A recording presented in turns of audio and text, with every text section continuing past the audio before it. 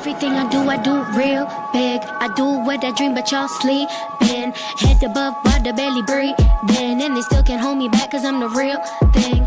Everything. Do you feel you've been criticized unfairly in music because you're a woman? If I may speak to this as well, sometimes you get the male ego, who, if they're a rapper, I've had this experience so many times on music review shows of males just really hating me, barely with barely listening to my music because they don't want to be threatened by a female, or they don't want to say, oh, a female can be better than me. And so it often turns into a bit of like an aggression, or, oh, I hate her. And it takes away from the music, right? It's like, I don't hate her music, I hate her. And it's, you have to have a really thick skin and just say, I'm a good rapper, I'm talented, I believe in myself, and have to let them have their ego and be okay with it. And just know that actually if they're mad, if they're that angry, then you're doing something right. So I've learned to turn that into the positive. All right, guys, welcome back to another episode of Two Beers with the Band. I'm your host, Chris Schramm. Thanks to everyone that is joining us for the first time, and welcome back to those that have listened since day one. Make sure you hit that subscribe button and turn on notifications to catch every episode. Now, on with the show. All right, guys. I am sitting down with Miss Amiccella. She is a Vancouver, Canada-based rapper that is known for blending rap, R&B, hip-hop, and various other sounds to make them her own. All right, Amy, tell us a little bit about yourself and tell us what you're sipping on. Yeah, well, thank you, Chris, for having me, and hello to everyone watching. A little bit about me. I am I'm Canadian. I'm in Vancouver. I come from a very Italian background, so I always refer to myself as Italian Canadian. And I just grew up with a love of hip hop and music in general. I've went through many phases, but rap and hip hop have always been at the core of my love and passion. So over the years, got to grow with that passion, and here we are today. And I thought I'd use, being Canadian, and maybe, I know I'm not the first Canadian you've had on your show here, but I'm bringing in, representing Canadian beer. It's non-alcoholic, but this is Stanley Park Brewing, and they make non-alcoholic beer as well. And this one is peach wheat ale. So I'm gonna try this for the first time. Yeah, let's see how it goes. And for all the girlies who are watching their calories, it's 50 calories a can. That is awesome. You're bringing something in for the first time. That is very, very cool. And I'm doing the same thing. I'm drinking Instant Crush. It's a 6.5% ABV hazy IPA from Tenfold Brewing and Blending. They're here in Nashville, right down the street from my house, which makes it very convenient. And this is something new that they just put on the shelf recently. So I'm really ready to jump into this beer. So I'm going to get it poured in the glass. It is definitely hazy. There is no doubt about that. Probably help if I did it right there. There you go. Yeah, my pour wasn't the best in the world because there's a little more head there than I normally like, but it is what it is. Right off the bat, I'm getting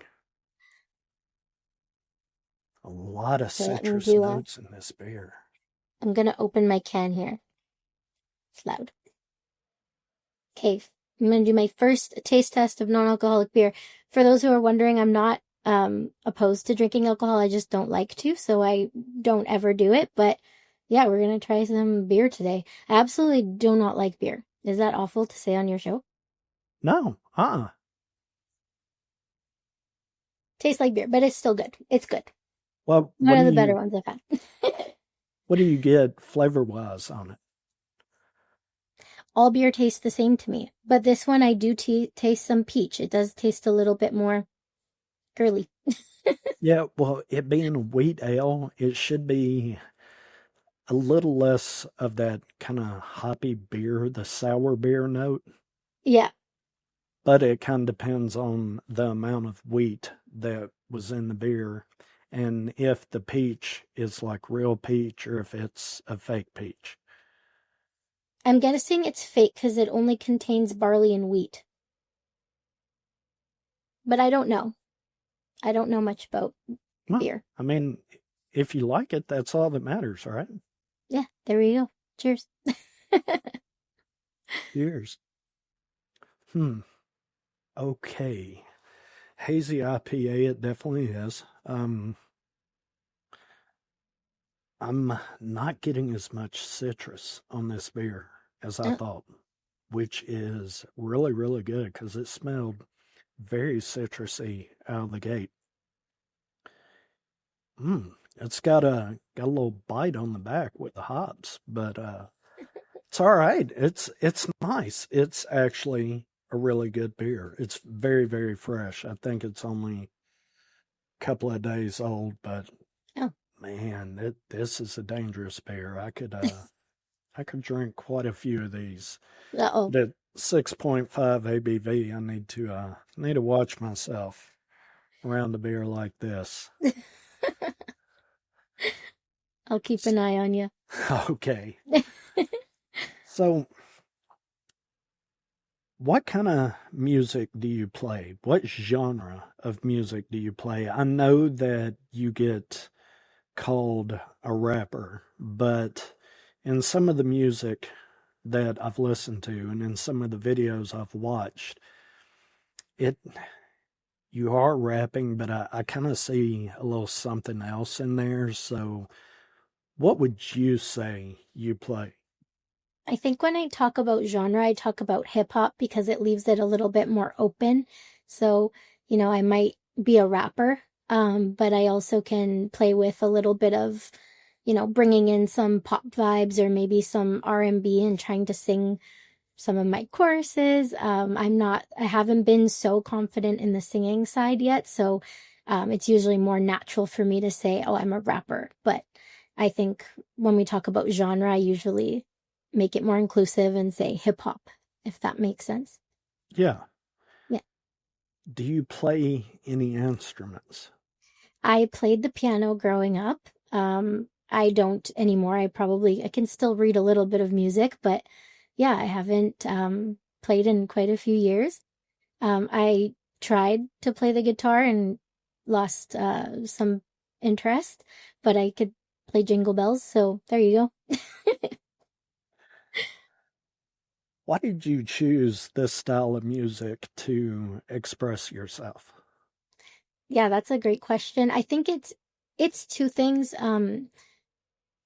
I always tell this story. I grew up with a much older brother. He's 15 years older than me. So when I was very little, the first music that I listened to was Snoop Dogg, Biggie, Tupac, like all of the greats, right? So I think very early on, I developed an appreciation for rap music, and as I grew, it developed into something more. It was an outlet of expression. So it wasn't just that, the content of the music wasn't really something that resonated with me. I don't live a similar lifestyle to Tupac or Biggie. And so, I adapted it to what was meaningful for me. So what you hear in my music is very realistic for my world and not so much, what typical rap is supposed to sound like. Do your songs come from just personal experience or do they come from the experiences of others or a combination of the two? I'd say the majority of my music comes from personal experience. Sometimes there might be, as you said, some experiences of others. And also just vibes. Like sometimes I'll just be in a mindset or a mood to create a certain sound of music, and that's the type of song I'll make, right? But I'd say 90% of the time it's very personally based and on my own personal experiences. Now, when you say create music, do you create your own beats? No, I do not. Okay, what part of, other than the lyrics, what part of the song do you create? I guess, yeah, the flow, the objective, the theme, yeah, the lyrics, but I don't do any of the beat making, no. I leave those to the professionals who know what they're doing. Right, okay. If you weren't doing music, what would you be doing? Because I know you have a full-time job, and I'm not going to say music is not full-time, but what would you be doing if you weren't doing music? That's really hard to say because ever since I was literally 2 years old, ever since I can remember, that's just been the entirety of my world. That's my whole passion, right? I do a full-time job to sustain my music career at this point. I always say I started pretty late in my life. For many reasons, I didn't, know that I could. I didn't know that I was good. So it took a long time. So I do my job so that I can, have my passion and really dedicate time, money, and energy to it. So I'd be doing finance, I guess, or like I am now, but Does a full-time job have any bearing on your music? I mean, the stresses or the situations at your full-time job, have you recreated those in music in any way? interesting. I don't know if I've definitely had some finance bars, or I've talked about kind of, as a female in the finance industry as well, especially in the wealth management environments that I was working in or am working in, there is a lot of, um, it's hard to say, oh, yeah, I trust this, this little girl with my money. And so you kind of have to work a little bit harder to prove yourself. And I feel like that does translate into my music. And, I have to prove myself as this little girl rapper sometimes, which I think is to my benefit, to be honest, that I surprise people sometimes. But yeah, there's definitely a lot of translation that comes from the career world Amy to music Amy. So yeah, I think there's definitely some influence. What sacrifices have you made in the pursuit of music, and was it worth it? Sacrifices in the pursuit of music. Yeah, I think time, energy, friends, like there's a lot of things that I prioritize, and because I have a full-time job that takes a lot of energy and time, what I have left sometimes is dedicated to my music. That means that I'm not going out with friends or partying, and sometimes even family. So I do try to really take advantage of the time I do have to really put the energy in.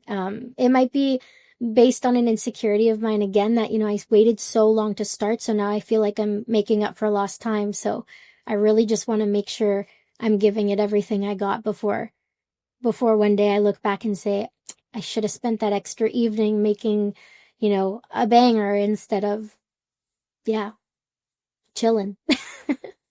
So you give 110% to the music. I'd like to think so, yeah. Okay. Yeah. How long does it take for you to create a song start to finish? That is a tricky question because I feel like it differs just based on many circumstances. Like if I have, for example, if I hear a beat and I'm totally inspired by it, I might finish a song in 20 minutes, writing the lyrics. But if I have a beat that I really liked, and then, sometimes not that you lose the inspiration, but you might be stressed in your life or you have other things to deal with, and you kind of take that focus away. And then I find it more difficult to kind of focus on the writing, and it doesn't flow as easily. So I think there's, a huge scale of where it can fall. But yeah, usually if I'm really inspired, I can get a song done pretty quickly, or a verse done pretty quickly, I should say. What is it like for a female rapper in Canada, or just a female rapper in general?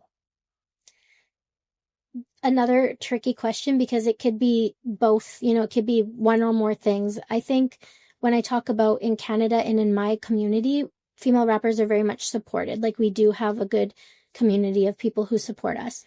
I think when you talk about mainstream music, there's an expectation or maybe a typical sound that we hear, in terms of, like I said, sound, but flow and content, which I don't feel like I necessarily fit that profile, right? I don't have a lot of sexual content or any, to be honest. I try to use my music as an expression, but I do feel at times I have a mainstream sound. So I think it can be difficult if you're a female who has a different objective in trying to get into the mainstream media.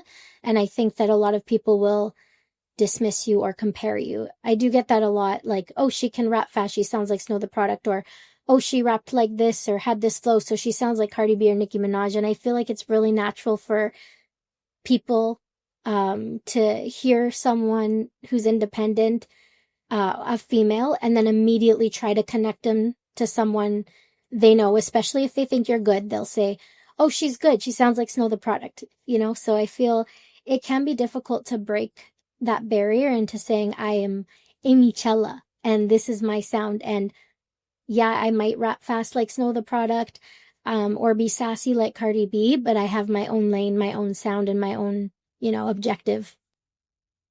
So, being compared to those huge artists that have a massive fan base, I know you said that it could be a compliment, but at the same time, you want to separate yourself from that and be your own person. So, is it difficult for you to hear continuously from all different sides? Oh, you sound like this person. Oh, you sound like that, just over and over and over again. Does it ever get to the point where it almost makes you angry? I wouldn't say angry. I think frustrated, especially because, once you get past the flattery of it, it's really a disadvantage for people to assume that you sound like someone else, because then you're not yourself, right? You're not making a statement in the music community. So it's a bit tricky, and can be frustrating. I also don't listen to the people anymore. Like I loved Snow the Product, but I won't listen to her music anymore because I don't want to accidentally, or someone say, oh, she was inspired by that bar or that flow or that song or that topic. So I try to, I actually, just out of my own interest, I really do like listening to a lot of independent music anyways. So I try to stick away, stay away from listening to the people I'm often compared to, as my own personal thing. Do you feel you've been criticized unfairly in music because you're a woman? Think it can be, again, both ways. Like I hear people who are like, oh wow, she's really good for a girl. But then I also get the like, oh, she's trash. Like, there's people who underestimate your talent because you're a female. And if I may speak to this as well, sometimes you get the male ego, who, if they're a rapper, I've had this experience so many times on music review shows of males just really hating me, with barely listening to my music because they don't want to be threatened by a female, or they don't want to say, oh, a female can be better than me. And so it often turns into a bit of like an aggression, or, oh, I hate her. And it takes away from the music, right? It's like, I don't hate her music, I hate her. And you have to have a really thick skin and just say, I'm a good rapper, I'm talented, I believe in myself, and have to let them have their ego and be okay with it. And just know that actually, if they're mad, if they're that angry, then you're doing something right. So I've learned to turn that into the positive. Well, it seems like that would be difficult. Is that something you had to learn on your own, or is that maybe some great advice that had been passed down? I think, again, when you translate it from other aspects of your life, life in general, you have to develop a thicker skin. Some of us have to go through different environments, right? In the work atmosphere as well. You have to develop that. I spoke on being a female in the wealth management industry, and you get the same sort of, hesitation with the confidence, right? Or wanting to have that appreciation for the work ethic or whatever. So I think it translated, and over time, I did develop a thicker skin and was able to take it at face value and understand the criticism. And once you understand it, it becomes a lot easier to process. And yeah, and then it's a good thing. It's a good thing. What kind of work ethic do you have for both your full-time job and music? Because it seems like maybe you have to prove yourself in both ways. Yeah. I personally think I have a good work ethic. Like I take pride in both, both worlds. I like my job. I love my music.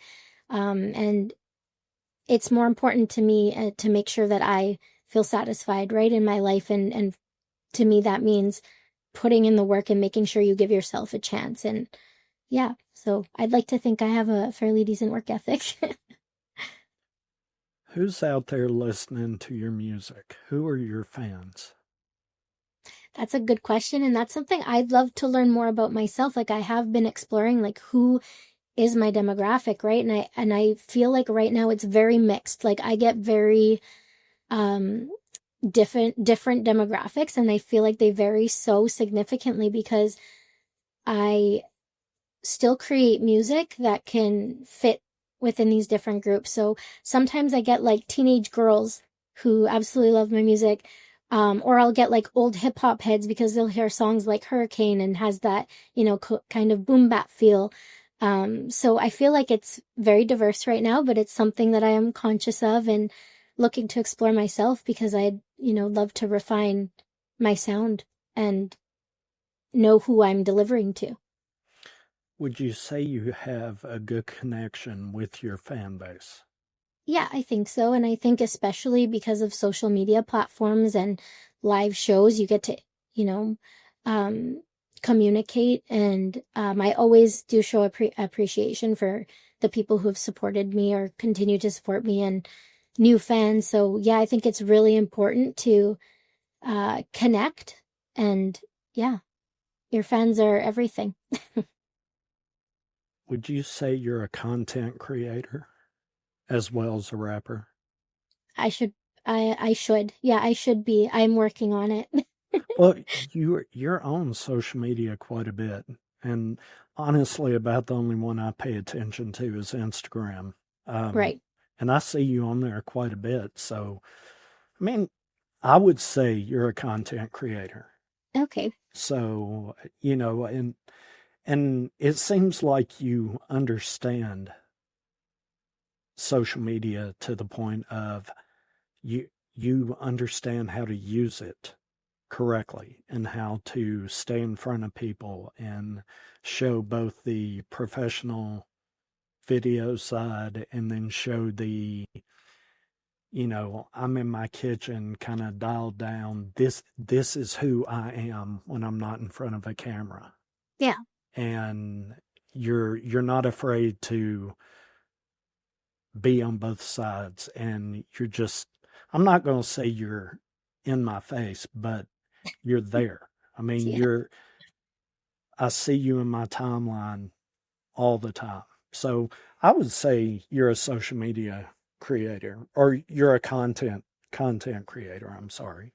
So Yeah, thank you. I yeah, appreciate that. I would Yeah, I say think it's that. good to show the human side too. And it's important for me too when I follow musicians or artists. It's important to me to know the type of person that they are too, because that resonates way deeper than music, right? Like there's a lot of people who don't care. They might just be a sound that they like, and for the most part, like that's normal or typical, and I do that too. But I like to see where people stand morally on, and who they are as people, and I think that's part of the attraction too. So I just try to show my authentic self in ways that is natural to me. And so, yeah, thank you for saying. Well, when I first discovered you, the first thing I did was go to YouTube. And that's generally what I do when someone shows interest in coming on the show, or someone says, hey, you need to reach out to this person. Immediately, what I do is I go to YouTube to Right. see what kind of presence they have. And you have a large presence on YouTube. So, of course, I sit there and I go through the videos and I watch the videos. And then I go to Instagram and I see your shorts and your Instagram profile. And I could see a little bit of a difference in who you were in the video and then who you are at home around your friends and things like that. And I really enjoyed that because it did show the human side or the other side of you. And I think you do well on social media, and I appreciate your presence and what you put on social media, because if I feel like I'm getting to know you more as a person instead of just somebody that cranks out a bunch of videos and says, "Yeah, that's me." No, that's a persona of you. Yeah, That's not who you are. Do you very want true. me to know you as a persona or you as a person? Right. And I Right. kind of I kind of feel like I know you as a person now, and I can appreciate that a lot more than, just watching a few videos on YouTube. That's awesome. Well, I'm glad to hear that. That's good feedback for me too, to know that, it does, yeah, it's that people do enjoy that. So yeah, thank you for the feedback. Well, you're welcome. What do you do for fun? Yeah, a lot of things. I like doing a lot of creative stuff, but I also love boxing. I don't know if you know, I have quite a history in boxing, so I'm a little out of shape now, but we're working on it. But yeah, so my spare time is boxing, doing creative stuff, and being around family and close friends, and being around my cat. She's my bestie. Yeah, my bestie's at the house. She's waiting on me to come home. I put her food bowl out before I left, so hopefully she'll at least be content, not just attack me when I walk through the door. Do you have community in Canada? Not necessarily in Canada, but in your area for rap music or just music in general? Yeah. Um, yeah, there is a really strong like hip hop community here, especially like an underground hip hop community. Um, and it's very diverse. Like there, one night you could have like a rap battle, and it's, a Latin or a Latino freestyle rap battle, and then you've got like the hip hop shows, and yeah, it is a very diverse community, and I feel like everybody here is pretty tight knit. You pretty much know everyone. They're all very supportive of one another, and I think that is really special. I don't know much about communities in the US and how that functions, but I do know that here it is very tight knit and very supportive. So that is a really nice thing about being in Vancouver here. Do the venues in your area, are they supportive of rap music and hip hop music? I think some, yeah, I think it depends, like, especially on the demographic that the club might entice, but yeah, I think so. Yeah. Do you guys have to book? Well, I'm assuming you have to book your own shows when you go to these venues. Is it difficult to do uh, being a rapper?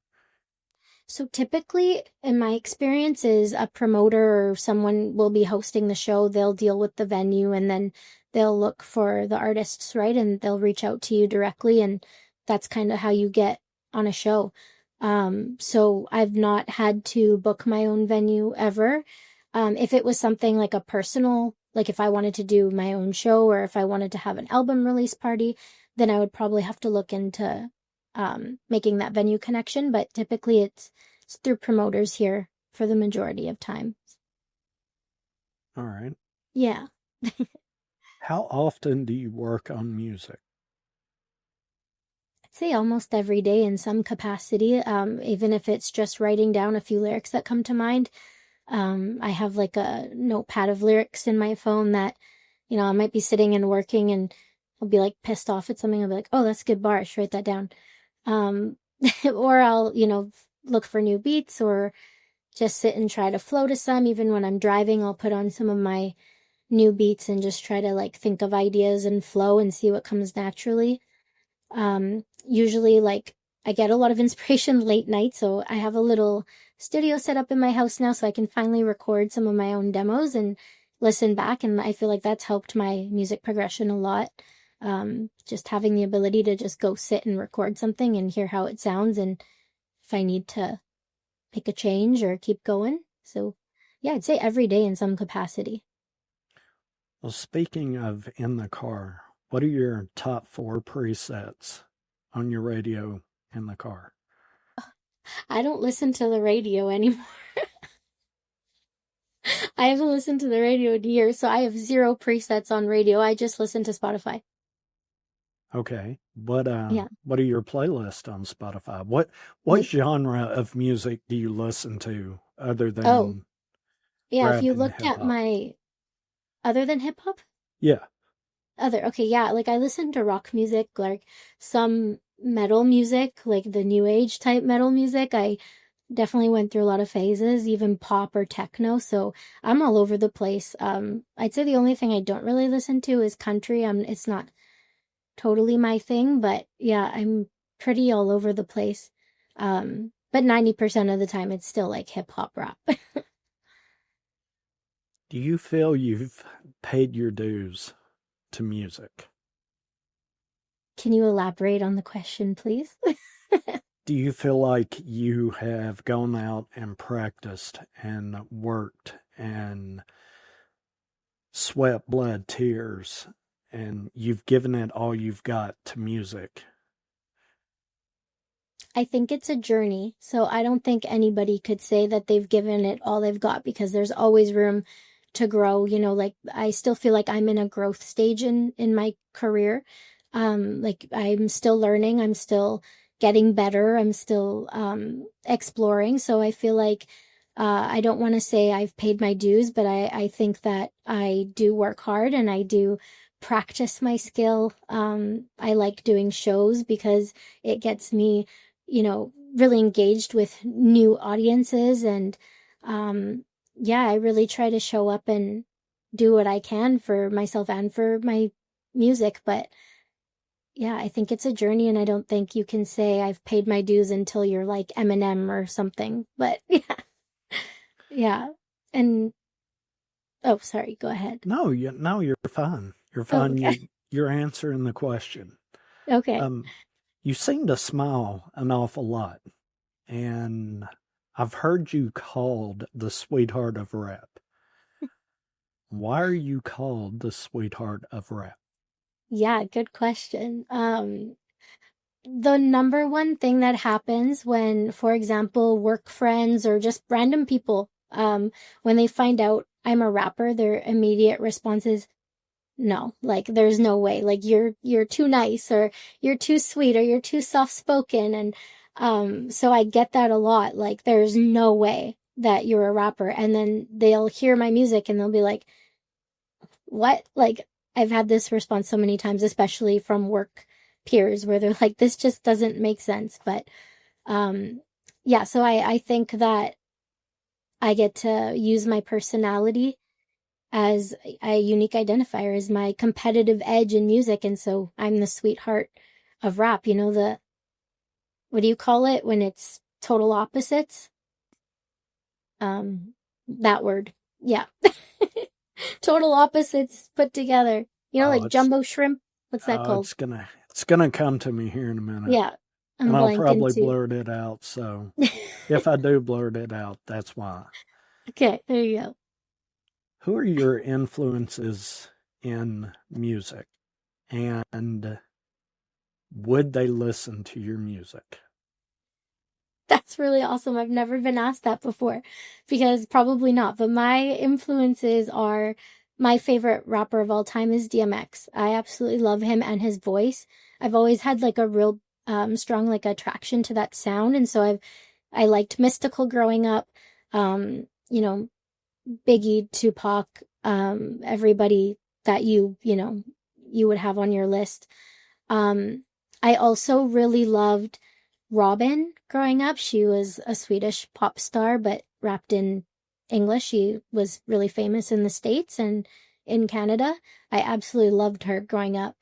And someone like Angel Hayes, who kind of showed me a female perspective and content that was very different from mainstream music. I don't think that Mystical or DMX would listen to my music. Well, why not? Maybe. I mean, if DMX was alive, I would love to know what he thought of my music, but I'm not sure. I feel like they would, yeah, I don't know. It's a good question. I'd love to know myself. Well, okay. What if you found a way to get one of your CDs to them? Would you do it? Not Oh, go through absolutely. anybody. Someone says, hey, I can put this CD in their hand. Oh, absolutely. Absolutely. I think it's worth every opportunity that you have to represent yourself and show, even if it's not something that they necessarily would listen to, I think that there's a lot of elements that they might still appreciate and say, there is an audience for this, like this is a different sound or a different perspective or point of view. So I think absolutely any opportunity that you have to share your music with someone that you have a lot of respect for is something you should do 100%. Well, I know you've been in front of the camera for several music videos, and I know you're also behind the camera for music videos and various other things. What is important about music videos to you? I think the most important thing about a music video is giving a face to your music, because sometimes there's an idea that you create. And it could go both ways. It could be like, oh, that's not what I was expecting, or, oh, okay, like, I didn't know that's who Amiccella was. But yeah, I think it's really important to show your personality and who you are so that you can kind of bridge the gap between the music and the human, like we've kind of talked about on social media. I think it gives you a really good opportunity to engage your audience and show them who you are aside from your music and give them an extra layer and a little more depth into your music. Well, would you say you're a creative when it comes to, I guess, film, for lack of a better term? Because you do music videos, you're in front of the camera and behind the camera.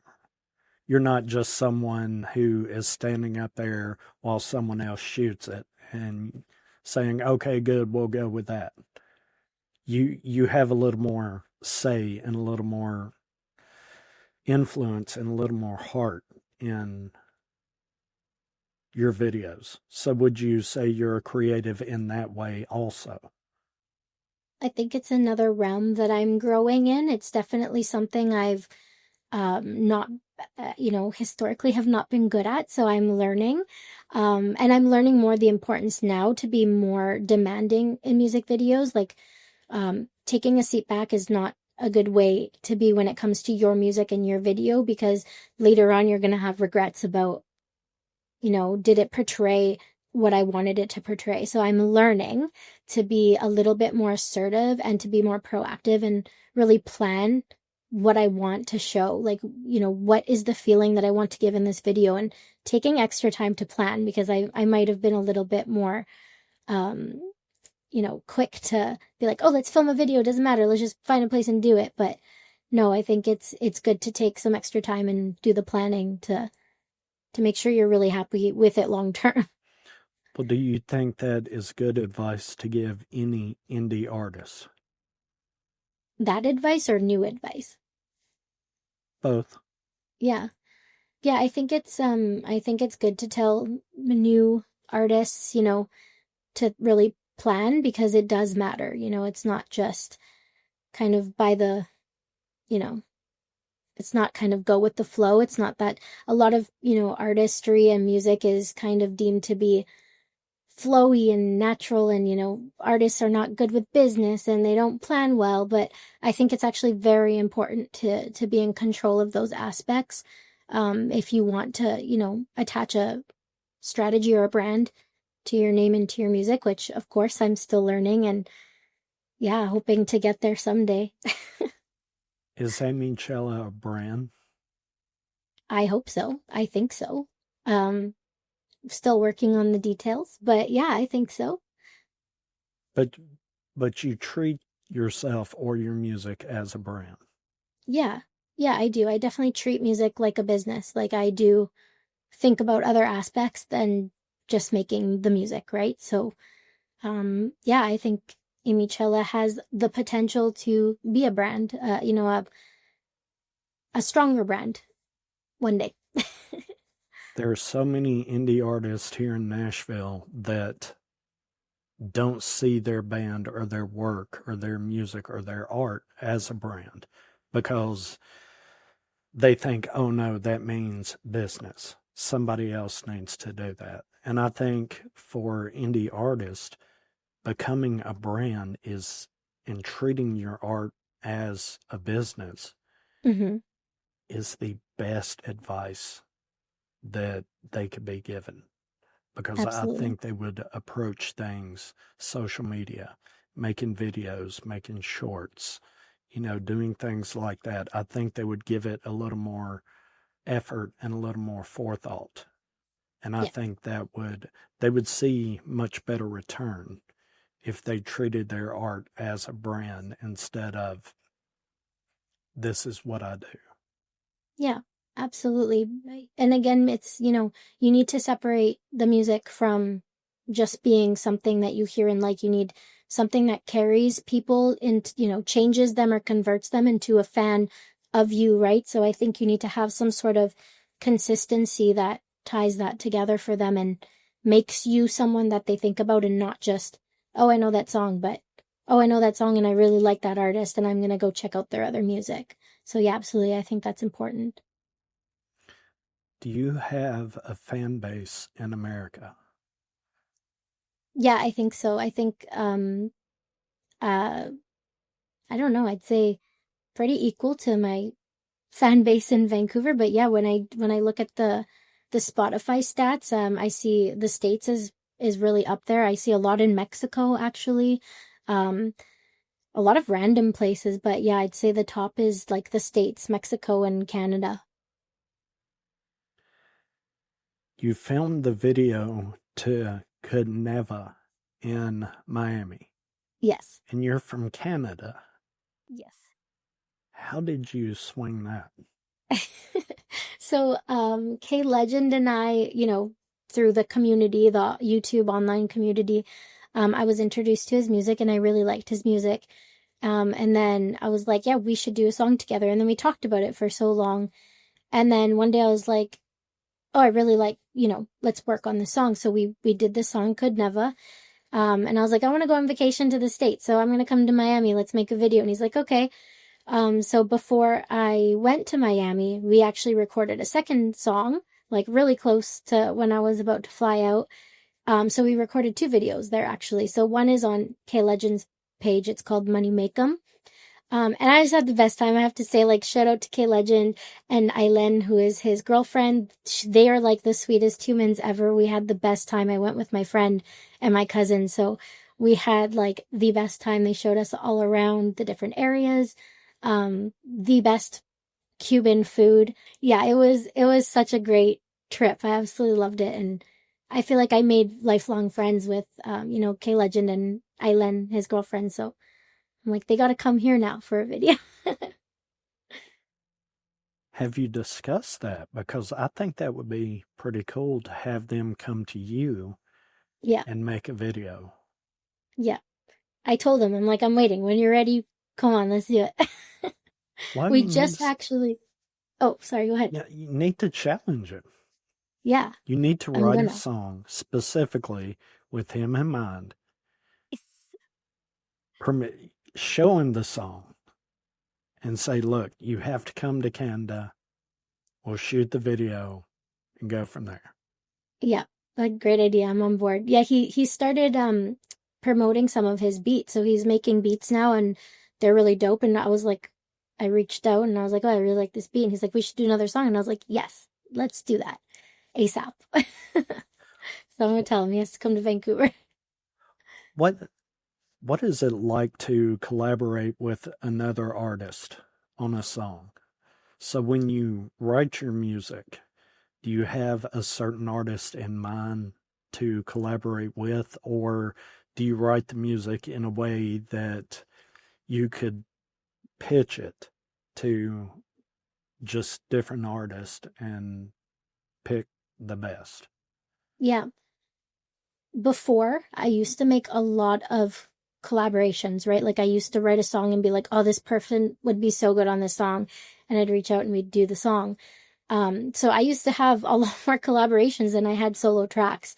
And so I really love that about music. And I do know that some artists have like a bit of hesitancy to work with a lot of different artists, but I really see that as a blessing and a challenge. And, not only are you helping each other grow and introducing your audience to one another, but I think it brings in, it shows you that you can actually do something different than when you think. All of my best verses are on tracks where people have asked me to join their track. So I would hear their verse and their chorus or their idea, and it would be so inspiring. And I've had some of my best verses like with Calvonics and the one that just came out today with Six Era. One of my favorite verses because he gave me the opportunity to be vulnerable and talk about something I wouldn't talk about typically. So Cosplay, check it out if you haven't already. It's one of my favorite, most vulnerable tracks or verses that's come out so far. Is it easy to be vulnerable in music? Yes and no. I think it's difficult to be vulnerable in general. Like you're always opening yourself up to criticism. But at the same time, music kind of gives you that opportunity in that safe space. And I think what really encourages me personally to just do it, like just to put out that song, is it might resonate with somebody. They might be going through something similar. And just hearing that song might make them feel less alone in that situation. So that's what's really encouraged me. I do have another song that's not out yet, but will be soon. And I was so scared, to be honest, to release it. But, I was like, this is my true experience, my personal experience that I want to share because it might help somebody else. It might give them, some feeling that they're not alone or that this is not something that they've experienced alone. So, yeah, stay tuned for that one. Have you had fans contact you and tell you this song really struck a nerve at the exact right time for me? I was going through this. Your music spoke to me, and your music brought me out of said situation. Yeah, and I think maybe I have had that a few times. Not a lot of my music has that type of tone, but yeah, I've definitely heard that a few times, and I can honestly say that just makes you feel like so good to know that people really appreciate what you're saying and are listening, and that's so nice. And just to know that your music can help people, like that's crazy. That's really such a blessing. So yeah. Would you say your music heals you? Heals me? Yes. Yeah, for sure. Absolutely, because I can express things that maybe I can't express in the real world, and it gives you that kind of closure just to say things out loud, or even if you're not saying things directly, if you're just saying it with emotion, that is super therapeutic. So I definitely think so. I've heard you say that you can't sing. Why do you say you can't sing? Because it seems like anything you want to do that you put your mind to, you can do. Oh, thank you. That's very nice. I think I say that, like, I like to sing and I think I can carry a tune when I need to. I don't have, if you're comparing me to like a singer where they're so trained and they can do all these different vocal things. Like that's not something that is my forte, and I'd love to maybe develop that skill. But I don't compare myself to people who, that's their bread and butter. But it's something I do love to do, and I love to bring it into my music because, as a little girl, I always loved to sing. So yeah, I can sing a little, and I'm gonna keep working at it. And building the confidence around it too, I think is important.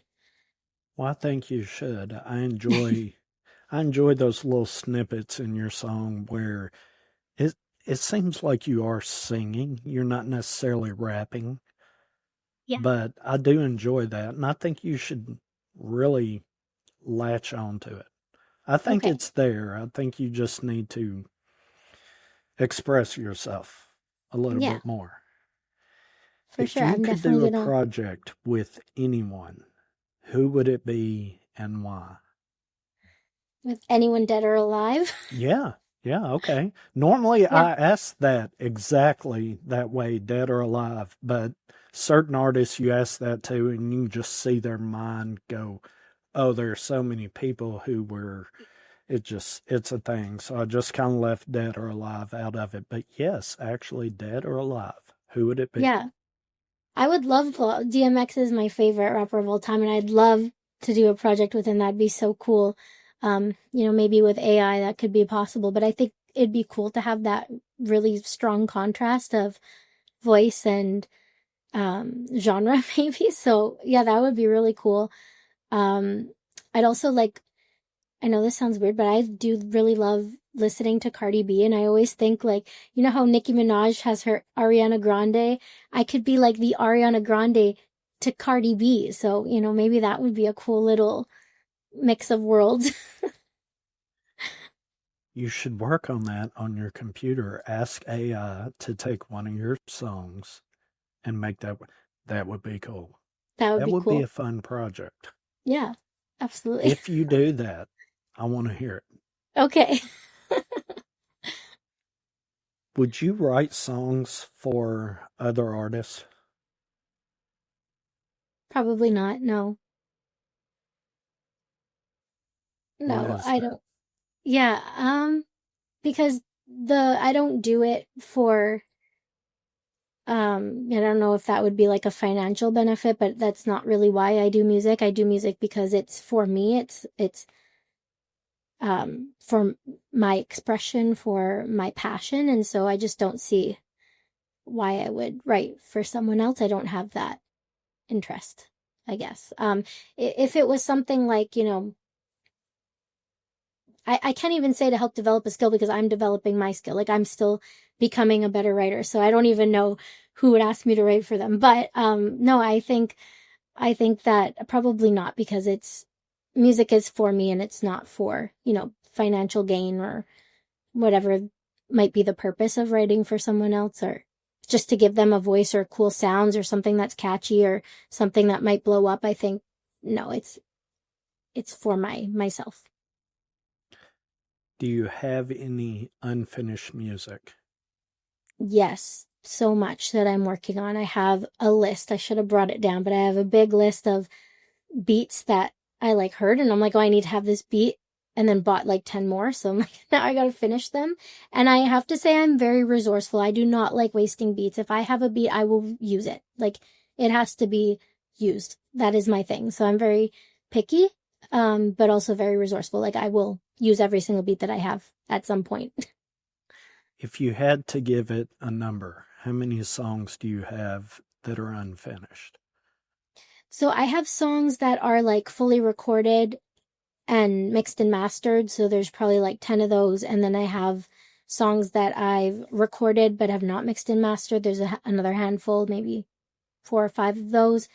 And then I have beats where I have lyrics written and then gaps. So I'd say another like 10 to 15 of those. So yeah, got quite the repertoire right now. What is the top of the mountain for you in music as well as finance? So I would love for one day music to be my job, right? I would love to say goodbye to my finance world and just be able to do the music full time. That would be a dream. For me, the top of the mountain would be being self-sufficient with music and having like a really dedicated, loyal fan base. There's still this like back and forth in my mind if, like what I want to be, in the face, with like Hollywood, right? Like, is that the type of goal do I have, or do I just want to be really successful independently? And I think both, and whatever happens, I'd be grateful for either of those opportunities. But yeah, just something where music was my world, where I could be self-sufficient there. What are you doing daily to reach the top of the mountain?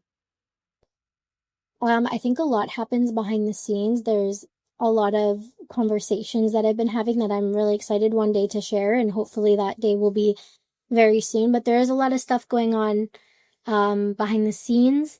Something, really exciting for me, and to be able to distribute and share my music a little bit more on a larger scale. So stay tuned for that.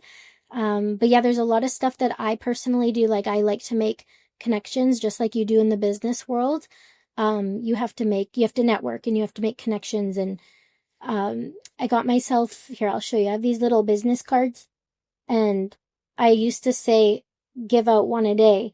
So every time I leave the house, I try to like meet someone and I'm like, hey, I'm a rapper, listen to my music. And they're like, you're a rapper? And then I'll give them my card and they'll listen to my music. But yeah, so I think I do a lot behind the scenes too, of trying to continuously build and grow the brand and the music. I really like that. I really like that. Where Yeah, did you come up with what'd you say, one a day, give away one a one a day. day? Say it again. Yeah. Give my business card out to people, one person per day, one a day.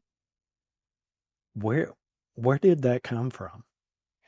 Um, I don't know. I just got these cards and I just kept them in my wallet, and I was like, oh, I need to find a way to like tell people I'm a rapper, like a little creep. But yeah, I would just have a conversation with someone. If it came up, I would try. Like even my friends would help me. Like if we went to a restaurant, they would be like, to the waitress, be like, oh, she's a rapper. And then I'd be like, can I give you my card? And yeah, so I would just say one a day was my goal, so that I would just continuously remember to promote myself. And even if it's tricky, because yes, sometimes it can be scary or you might feel embarrassed, but I'm starting to get over that. I feel like it's a lot easier now.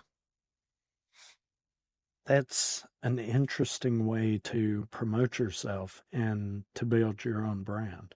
Would you Yeah, call I yourself an introvert or an extrovert? think I'm more towards an extrovert, but I can be introverted. It really depends on environment. But I'd say more towards extrovert. Because that seems like something an extrovert would do, because Yeah, you are actively promoting yourself, your music, and your brand by passing yeah, out a business card that yeah, has information on both sides. It's not just your music and, hey, check me out here.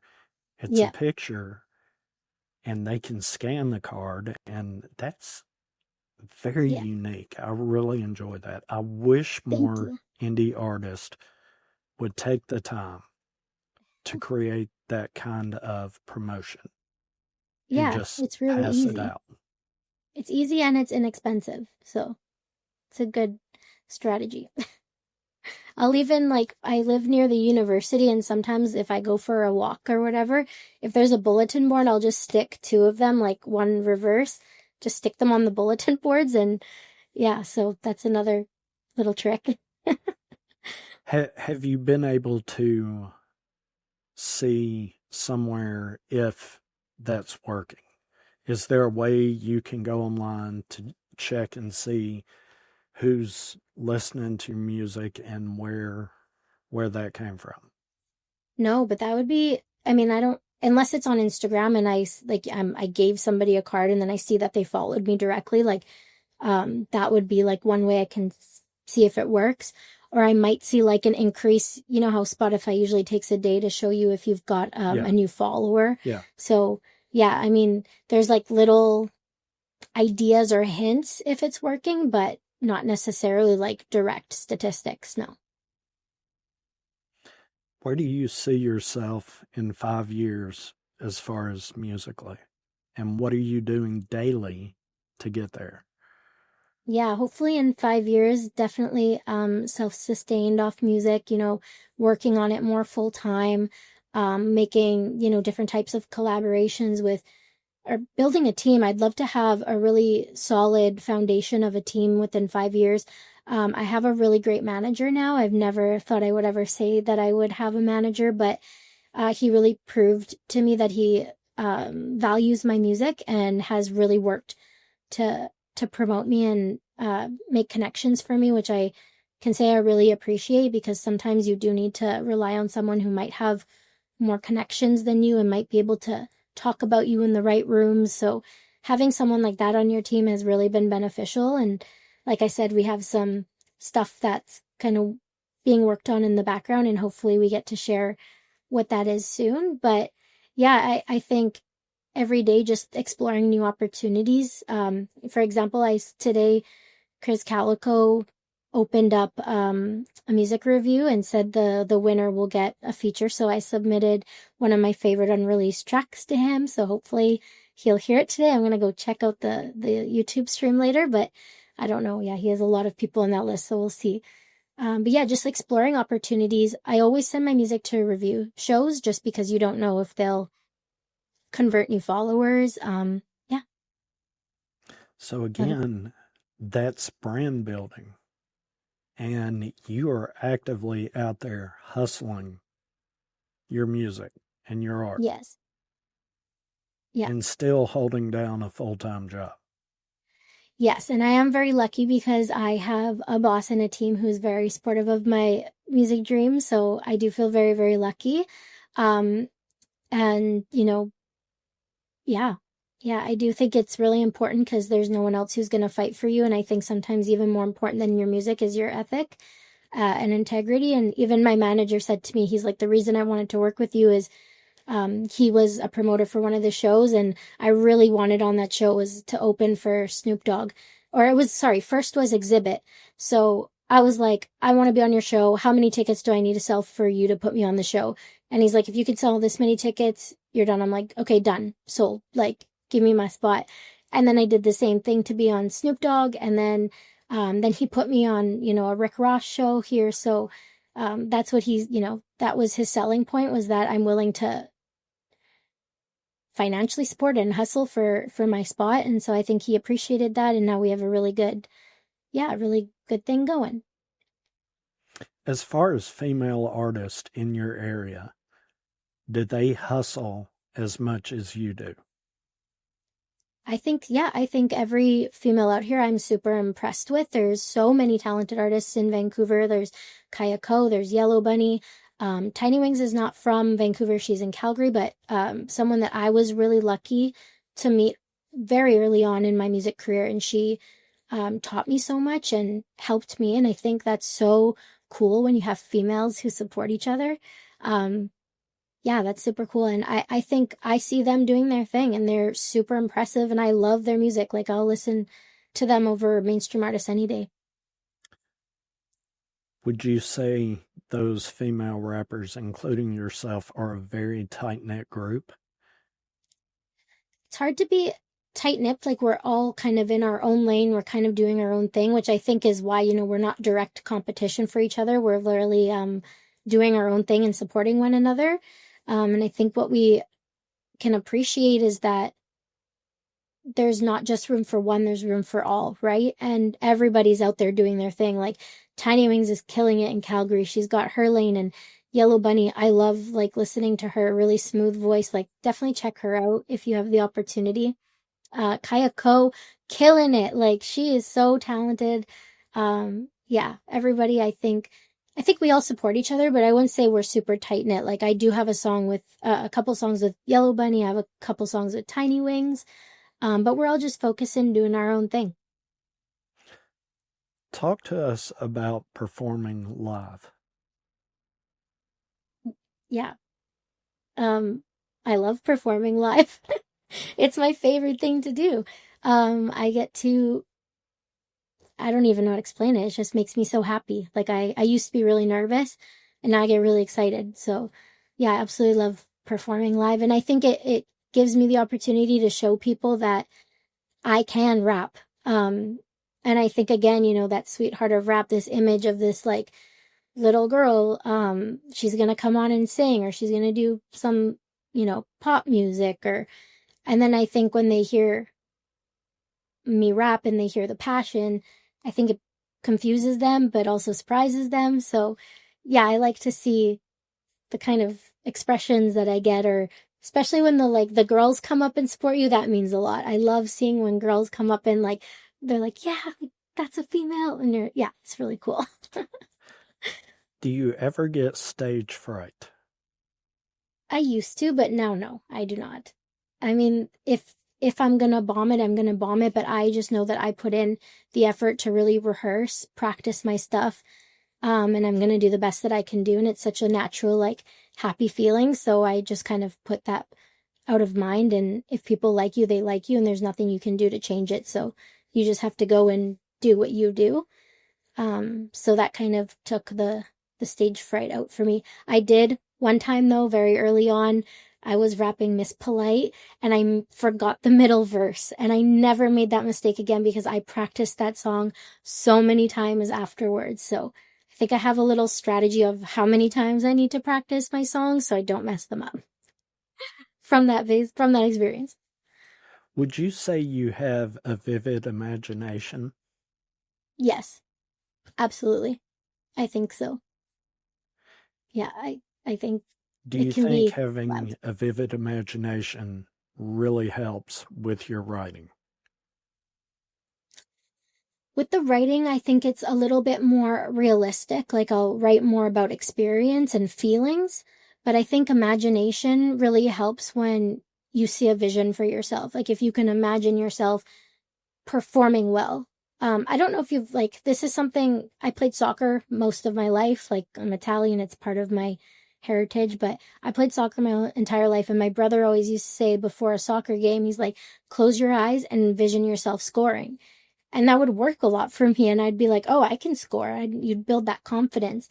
And I do that a lot with my imagination now with music. It's like I pretend I'm going to sound like a psychopath right now, but I see myself opening for these big artists or having my own show at, what we call here Rogers Arena, which is a really big um, concert venue. It's like the biggest one. And so I would envision myself having these shows and how it would perform and how it would go. And I get emotional like I do, like, cause I'm like, that's the dream. And so I think having that imagination gives you kind of that backwards architectural way to build it and to make it come to life, even on smaller scales too. So yeah. Is that advice you would give to other indie artists or someone just getting into music? To I think have it's that different. vision, to have that, to close your eyes and say, this is what I'm going to do. Yeah. Yeah. I think everyone is different, but I don't see like how that wouldn't be a positive thing to do. Like just sit there and envision your future. Um, I read a book about designing your life. And like I said, it takes that architectural perspective and helps you build backwards. And so I use that a lot, like with my imagination, like this is where I see myself or I really want to be. And then you work backwards, like, what do I have to do? Okay, one card a day, step one. So yeah, I think it really helps to have a plan combined with an imagination and the confidence and the self-belief. Which one of your songs is your most favorite and why? That's tricky. Can I have more than one answer? Top 4 songs. Top four. I Okay. like the I'm gonna number say 4, so I'm going to go with 4. Top 4 songs. top four. Okay. I also like the number four. That used to be my soccer number. Um, okay. So I think Hurricane is top four because it has, I don't know if you know this, but, that beat was inspired by the Mobb Deep Quiet Storm. I wanted to do, a remix of that song, but I couldn't because I didn't have the rights to do it on YouTube. So I went to Bugatti Beats. One of the producers I work with locally is one of my favorites. And I was like, can you make me a beat that is inspired by this beat? I want to hear the rain. I want to hear like the boom bap type stuff, type beat. And he just created one of my favorite beats of all time. I absolutely love it. And so I rapped very meaningful, lyrics on that beat. And then we made a video in like the coolest location. I have a funny story about that I'd be happy to share. But yeah, so Hurricane, top 4 for a lot of reasons. I think Hood Bella because it's like one of my most famous. It got taken down off Spotify, but it will be back soon. They thought I was fake streaming it. I absolutely was not. So I hope that they'll just let me have my mini success because it was my only song that ever got to 100,000 streams on Spotify.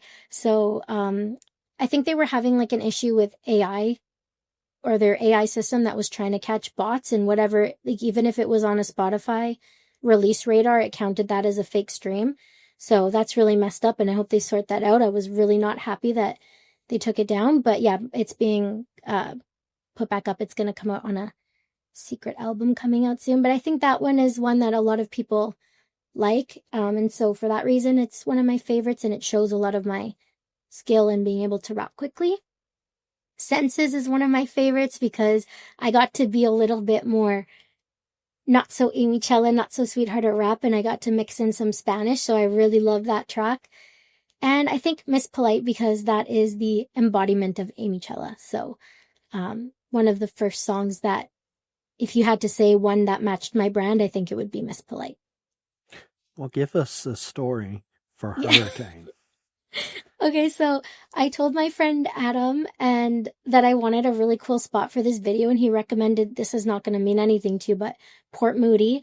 There used to be this old brick factory and it was taken down, but in Port Moody, it's like really beautiful. They have, like in this area, there's a beautiful beach, right?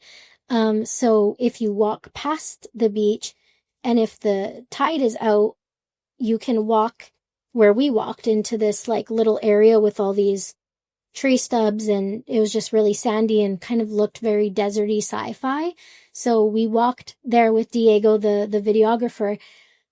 We stayed too long and the shore started coming back in. I already was pissed off because I wore beige shoes and they just like they were turned completely black for the video. But on the way back, not good when you have video equipment, but the water started coming in a lot more quickly than we were expecting. So my friend Adam literally had to carry me through the water, like knee deep, so that I wouldn't get wet. And I felt so bad, but I was very lucky that I have very strong friends. And yeah, it was scary, but really cool. So why don't we know that? Why is that not attached to the video? I should do a video about that. I should do a little video. You should. The Yeah. B-roll. That's a good the idea. behind the scenes. That would be awesome. That's a really good idea. I've been in several music videos in my lifetime, and it seems like when you watch the video on TV, you enjoy it, but it's all the stuff that got cut out that you enjoy more. And I enjoy telling people more about things they didn't see than what they did see, because what you don't see is the fun part.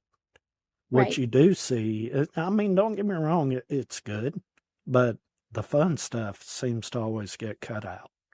That's very true. That's a great idea. I'm going to have to do that. I'm putting that on my list. You should put a little story with each one of your videos. Things you did not see. And just kind of, that would be fun.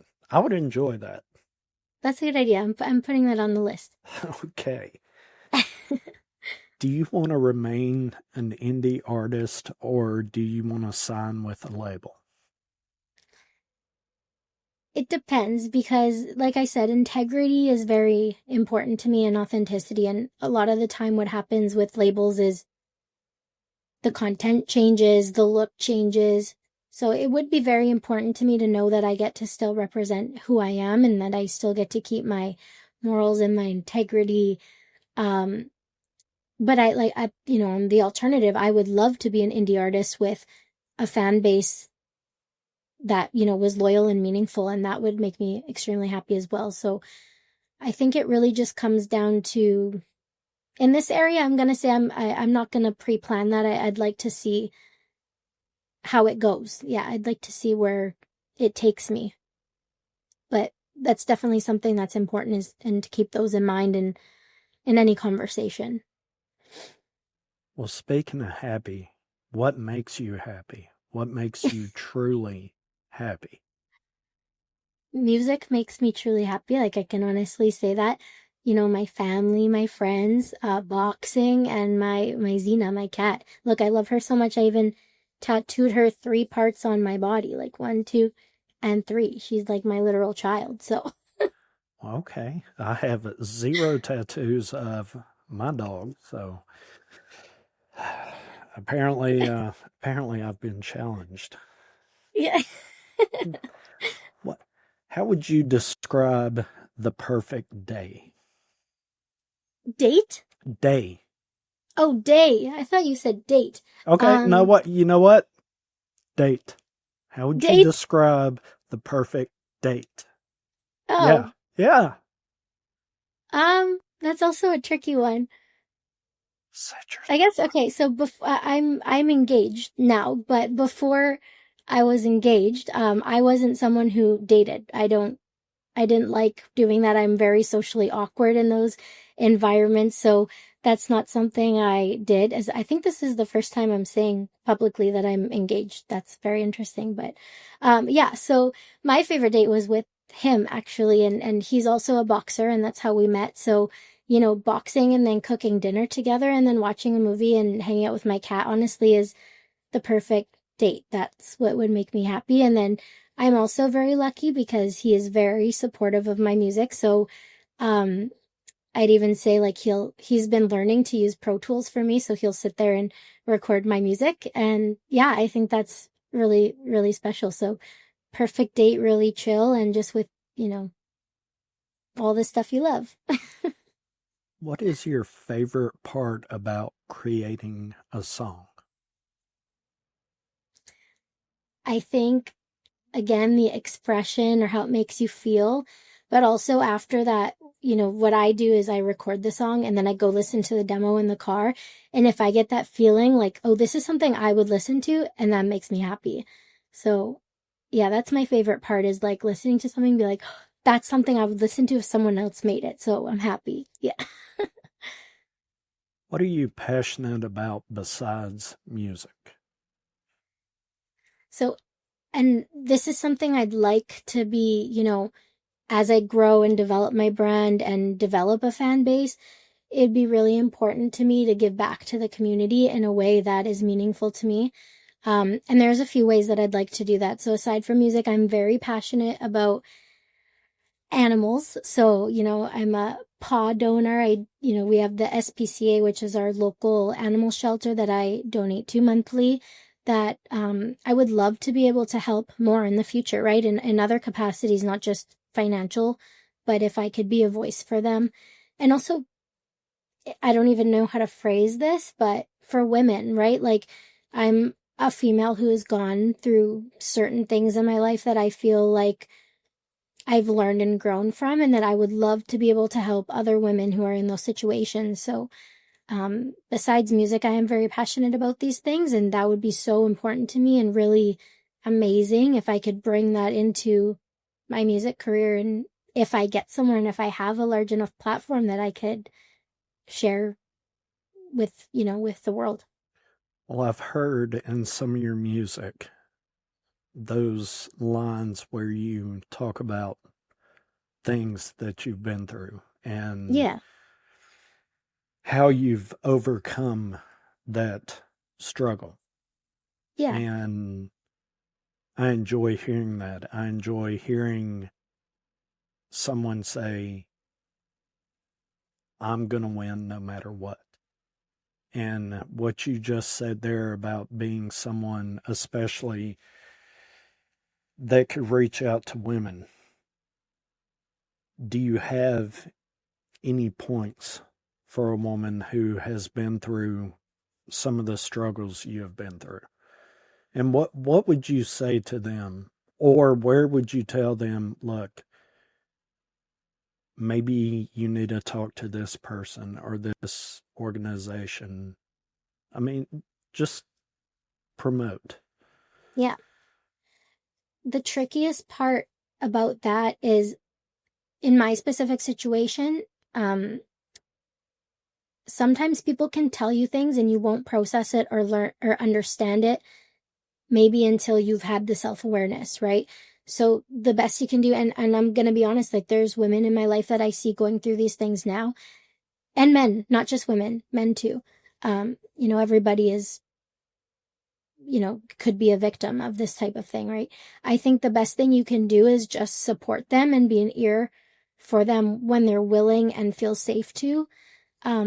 What I personally do, and I've done this to people in my life, is I've had a few really good books that helped me along the way that I like to gift to them. So even if it doesn't do anything in the moment, just having that awareness that this is actually something that happens to a lot of people, because the key point in that is you need the self-awareness and you need to develop yourself to get out of those types of environments. So yeah, I think just being an open ear, or an open person to communicate with, and just kind of take it step by step with their direction, because you can't force anything, right? But also just speaking about my personal experiences have helped with people in my life. I'm not ready to do that on a larger platform yet or on social media, but being able to share my experience so that they realize, oh, that sounds familiar. Like maybe I can learn from this too, or have, bring that awareness. I think that helps tremendously too. What do you want your fans to know about you? Yeah, that's a good one. So definitely that I care about my music and that what they're going to hear in my music is real authentic, but also hopefully catchy and trendy. So that combination. But I hope they also know that I am the sweetheart of rap. I do have a big heart. I care about people. And that it goes beyond the music, that I want to really make an impression and give back to the community. So I hope that they see the full picture. What do you want people to feel when they hear your music? Different things. I want to have, different tracks for different moods and spark different emotions. So maybe something that makes them emotional, that would, if your music could make someone emotional in any type of way, I think that would be really meaningful to me. But yeah, even if they just like, oh, this song is so good, I want to listen on repeat, or it's so, catchy, or this hook is really stuck in my head, that would also be awesome to hear. Have you ever wanted to give up on music? No, because even if I wasn't sharing it, it's still something that I just do naturally. It's not something that I'm like, oh, I have to make a song. It's like, oh, I have this feeling and I need to express it. And that's my creative outlet. And it just feels like an innate thing. It doesn't feel forced, most of the time. But yeah, so I feel like I would still make music even if it wasn't for anybody. But I don't think I've ever had the feeling of I want to give up, because it's just part of my life. So you can't really just give up who you are. Right.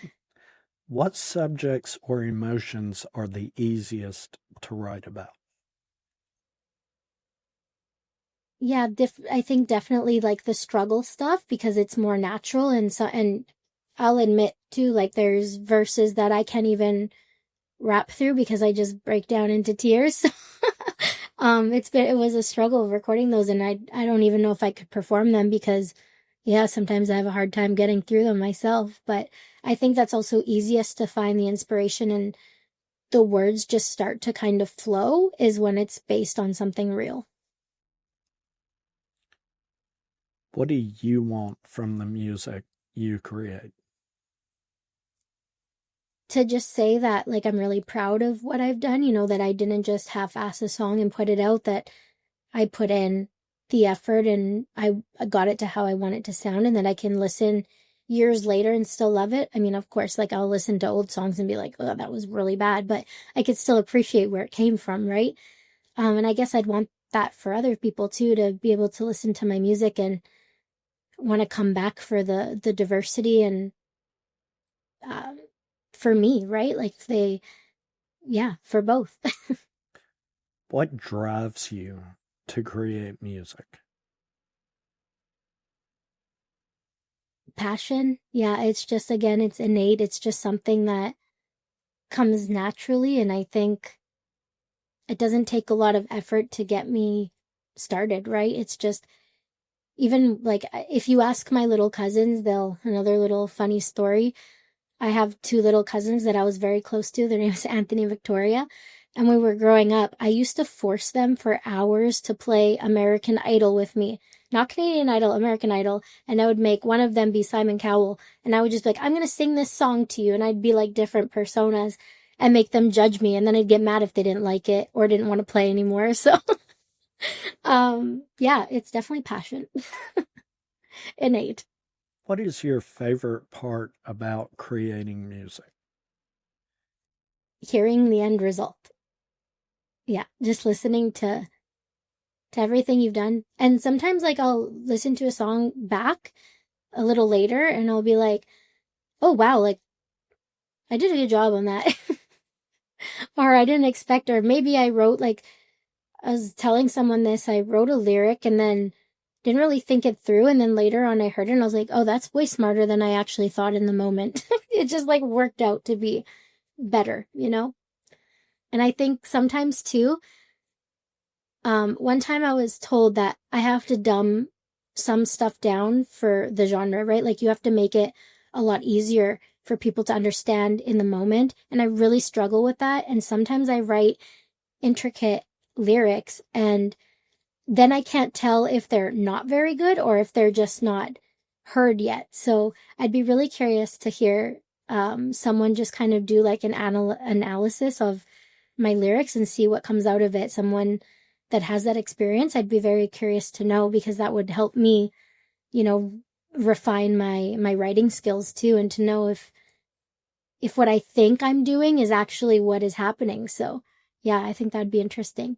Well, do you feel that that is fair to your music for someone to tell you, oh, you need to dumb that down for the audience?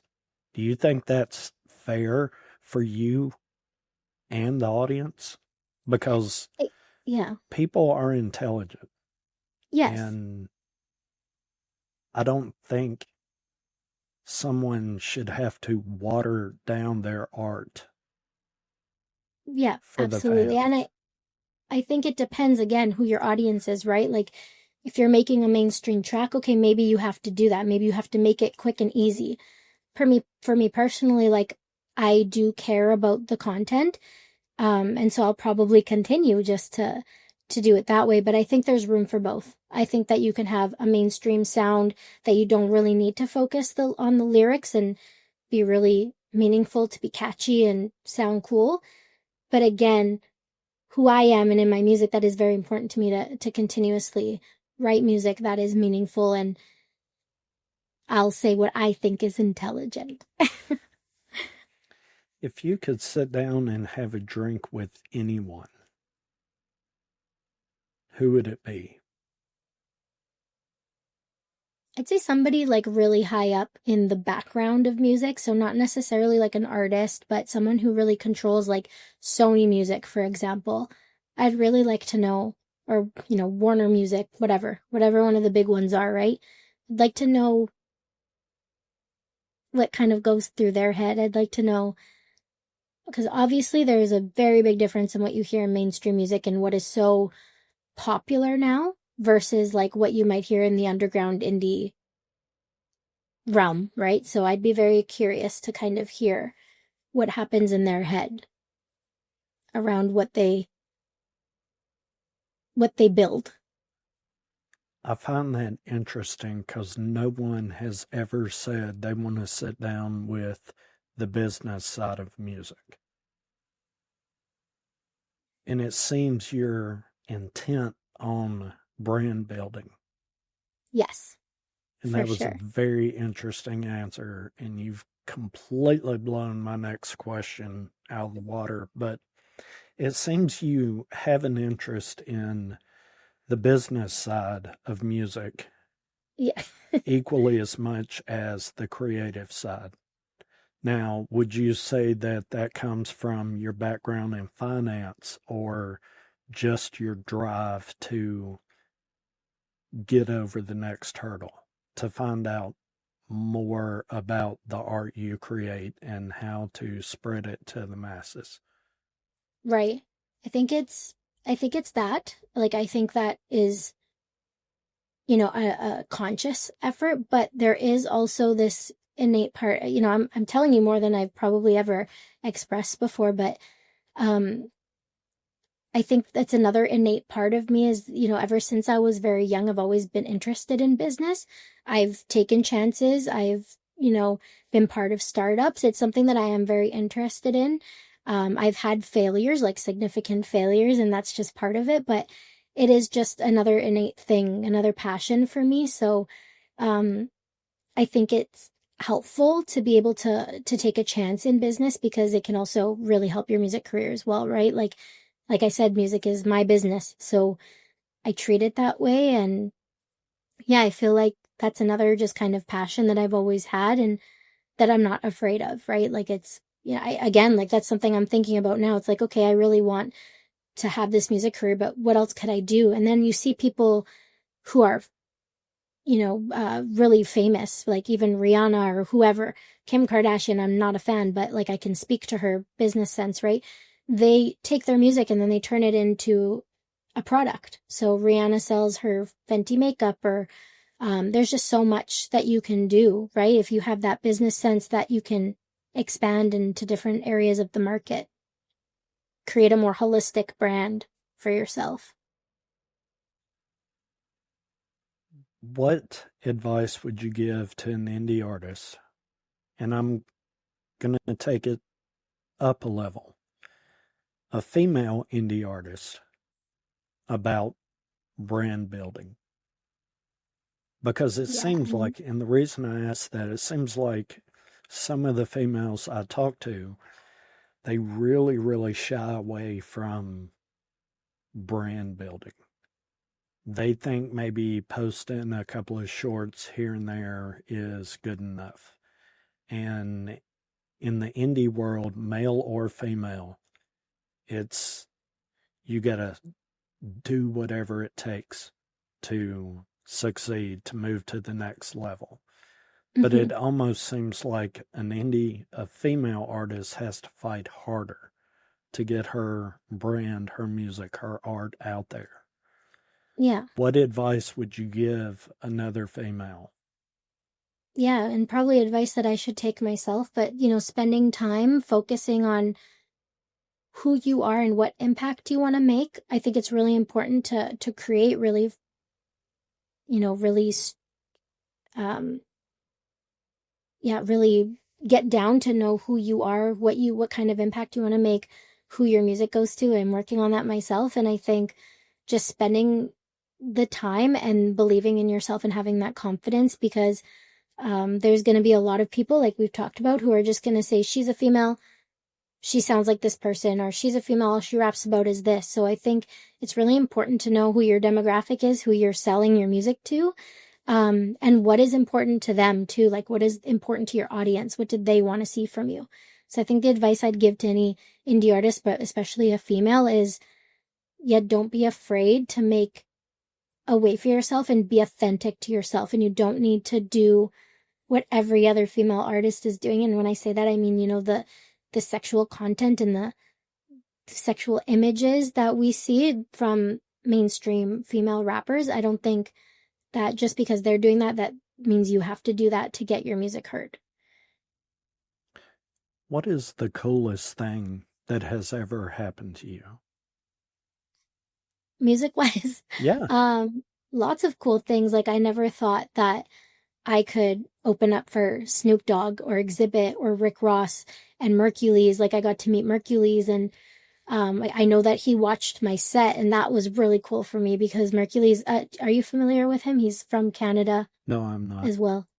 Okay, Mercules is Canadian and he was recently signed to Death Row with Snoop Dogg. So Okay. Yes. So he's really cool. And so to have him watch my set, that was really cool. And then he said to me, keeping an eye on you. And that was like, okay, I can die peacefully. Yeah, So, he's great. You should check him out. so how many times have you said that to yourself over and over since then? That someone like him gave you just that small amount of time and just that one quick little phrase. What did that mean to you? It meant a lot. It was really nice to have that validation, but I think it's also important to remind yourself that validation doesn't determine your success. That just because, you can't rely on someone else to move your career, right? You're doing it for yourself. I'd rather go give out my business cards one a day and build an authentic fan really slowly than just be put on like a platform where people are just going to listen to you because someone they like and respect put you on, and then that might not convert to real authentic fans, right? So for me, it's like, yeah, that was so great. That made me really happy to hear that, but it doesn't, I can't focus on that. I have to focus on me and what I'm doing in my journey and how I'm going to get there myself, basically. So you can't take your foot off the gas. You have to press Absolutely. harder, Yeah. is And you what you're can't just saying. say, oh, yeah.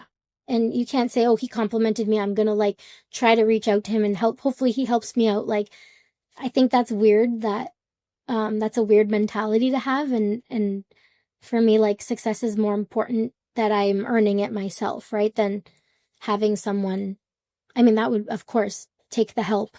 That's awesome.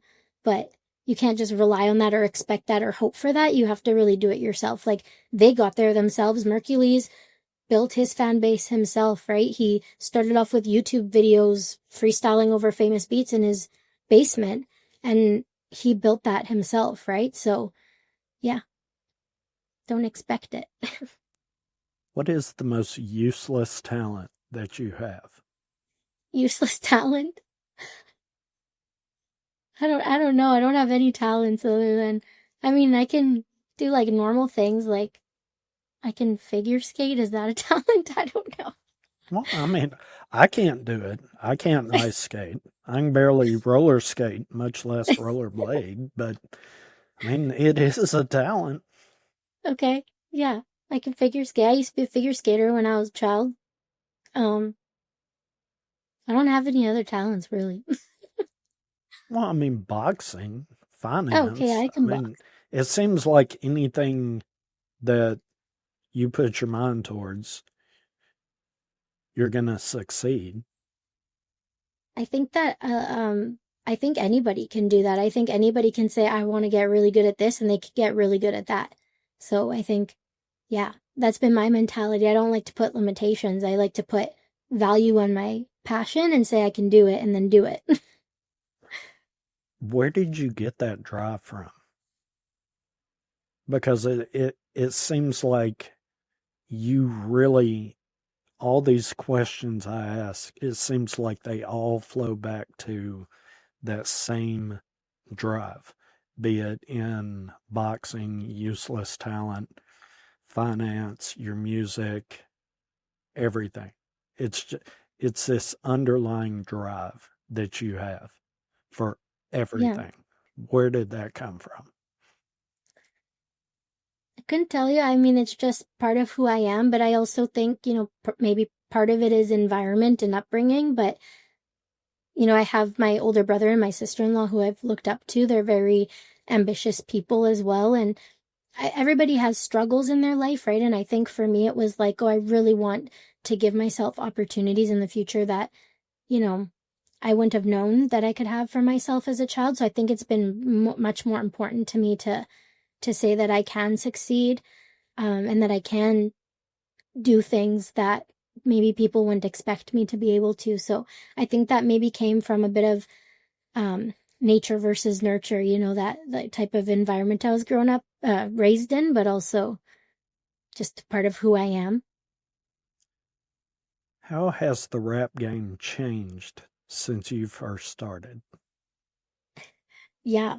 Um, Good question for sure. since I first started, like when I was a child, I listened to music and I've seen the evolution of music. Like I remember listening to like Ja Rule and Ashanti, and now you still see like a very different world right now. Like a lot of mainstream things are things I probably wouldn't listen to. Like I'm not a fan of like the auto tune or the mumble rap, and I find it that it's much more like this. Like everything is much more similar, right? Like everything in mainstream right now kind of has a similar sound, a similar attitude.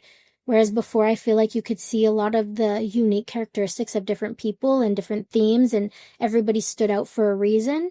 So I feel like we're getting much less unique. And I'm finding that's a personal struggle that I have. It's because like I don't sound like what mainstream wants you to sound like, or I don't rap about things that mainstream wants you to rap about to become famous or popular. So that's been a personal struggle. It's like, how do I remain authentic but still get some attention, right? And yeah, so I feel that evolution has happened, and I do hope that we come back full circle again and start seeing a lot more of like the real raw talent. Yeah, that's my personal opinion. It might be wrong, but yeah, that's my personal feeling. Well, it seems like a drive you have. And when I listen to your music, after I hear you saying that, I can see that in your music. And I enjoy that. Thank you. I So appreciate it. we're up against the clock. Yes. And I enjoy asking this question more than any of the other ones that I ask. Okay. What are 2 questions you've never been asked in an interview? And what are the answers to those questions? That's that one alone, that one's tricky, what I've not been asked. I think honestly, like we've had a really good conversation, and you've asked me a lot of questions that I previously haven't been asked. So thank you for that. That's really nice and refreshing. Now I'm trying to think of something that I've not been asked. All right. Crunchy or creamy peanut butter? Crunchy. Favorite sandwich? I'm Italian, so some type of Italian sandwich with salami and prosciutto and burrata. If I open your refrigerator, what am I going to find the most of? You're gonna find some weird stuff. There's a lot of fruit. There's some probiotic coconut cultures in there, and yeah, you're gonna find some weird stuff in there, and a lot of like salsas and stuff. A lot of Spanish sauces. Favorite food? I love tacos. I love tacos and pasta, but tacos more. Favorite restaurant? Miku. In Vancouver, we have really good sushi, but Miku is the best. The best. If you're ever in Vancouver, go to Miku. It has a beautiful view too. It's right over the water. Favorite place to visit in the U.S.? I really liked Miami. I've been to New York. I think I need to go again. And I've not been to many other places. I've been to San Fran. San Fran was cool. But I think my favorite so far was Miami. It's just a little too hot for me. I'm a cold weather girl, but yeah, other than that, Miami was pretty cool. A lot of culture. Where would you like to go in the U.S.? In the US? Okay, there is John Anthony that I did a song with, and I'd really like to go to Philly. Is it Philly? It's close to New York. I'm being really stupid. I'm really bad with geography, just so you know. Is it Philadelphia? Is Philly close to New York? What's close to New York? Like, starts with a P. Pennsylvania. Yeah. Yeah. I would like to go to Pennsylvania so we can film a music video for our song. Okay. But I'm a little scared to go to the States right now. Why? Because I heard that ICE is detaining Canadians.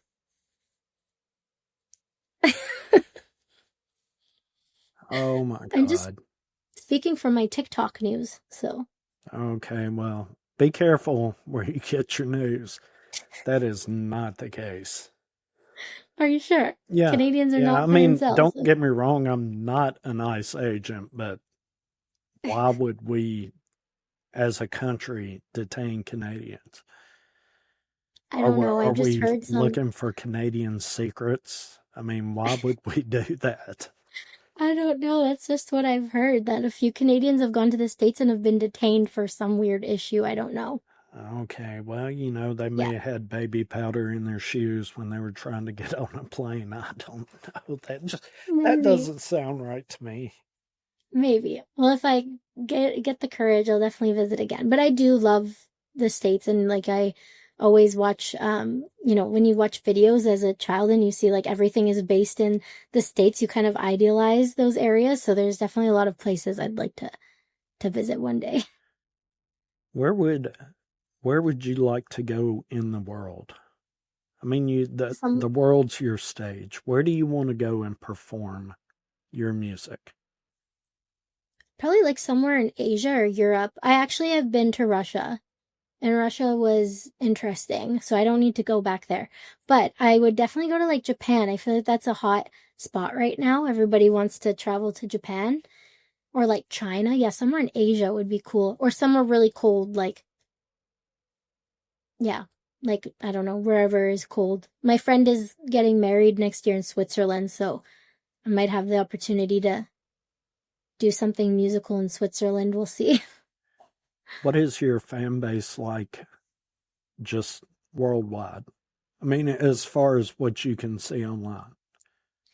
Yeah, I definitely, like, what I see from stats is I do have a much more like male-based audience, which was really surprising for me because usually who I connect with and talk to mostly are females, which is cool. Like, so that's surprising to see that most of my fan base on Spotify is male. But also really cool. Like, I'm happy to see that. And yeah, and I like the diversity. And I think that's probably a little bit curated because I do a little bit in Spanish or a little bit in Italian. And so I think naturally it attracts like different demographics of people regionally, like, or nationally. Where do I find these songs where you speak in other languages? So Senses is on Spotify. That's one where I have a chorus in Spanish. I use a little bit of Italian, like in Italiana, not much, just a few words here and there. Yeah, what other songs? I have a new song coming out that's going to have a more Spanish hook as well. So yeah, not too many, but a little sprinkle. Well, I think you really should promote that. Yeah. Because there's not too many people that can do that. That's a huge talent that I think you need to really focus on. Just me personally. For sure. No, I like that. All right. Where can I and your fans find out more about you? On every streaming platform and social media platform under Amiccella, but I know it sounds like a ch sound, but there's no H. It's 2 C's and 2 L's. So think of like an Italian when you say my name, like Amiccella, it's like that. So 2 C's, 2 L's, Amiccella, all streaming and social media platforms. All right. Well, ladies and gentlemen, I hope you enjoyed this interview as much as I did. And tune in again for the next one. All right. Thank you. Thank you so much. I really enjoyed it. Head above, while the belly breathe. Then they still can't hold me back 'cause I'm the real thing. Everything I do real big. I do what I dream, but y'all sleeping.